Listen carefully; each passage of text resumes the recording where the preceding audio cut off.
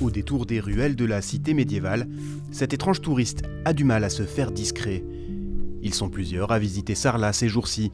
Celui-ci est dépité, sa glace par terre est toute fondue. Ça n'enlève rien au charme du Moyen-Âge. Je pense que c'est complémentaire. Ça pourrait donner envie aux jeunes de visiter Sarlat.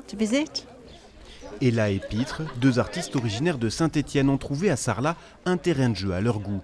Plutôt habitués aux grands espaces urbains, comme le toit du Parc Expo de Paris. Ici, c'est un patrimoine ancien et prestigieux qui leur a servi de canevas. Ce sont les fameuses portes Jean Nouvel, qui sont deux grands battants gris anthracite. Cette porte qui a été difficilement acceptée il y a très longtemps maintenant, est devenue aujourd'hui vraiment quelque part un symbole.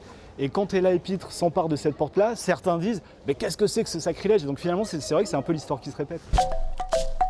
Après 3 mois de résidence à Sarlat, Ella et Pitre laissent derrière eux 30 toiles figurant les épinglés, de vrais gens rencontrés, accrochés et encadrés comme des insectes par un entomologiste.